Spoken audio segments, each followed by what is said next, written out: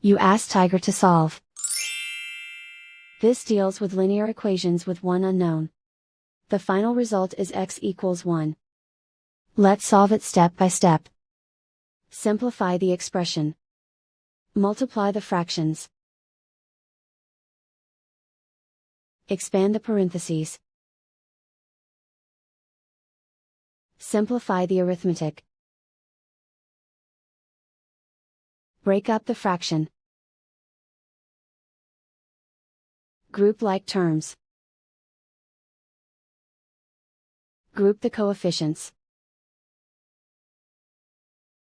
Convert the integer into a fraction. Combine the fractions. Combine the numerators. Group all constants on the right side of the equation. Add 3/4 to both sides. Combine the fractions. Combine the numerators. Reduce the zero numerator. Simplify the arithmetic. Convert the integer into a fraction.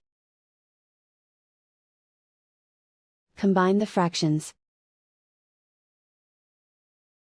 Combine the numerators. Isolate the x. Multiply both sides by inverse fraction 4/7.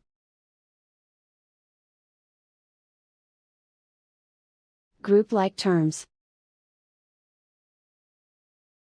Multiply the coefficients.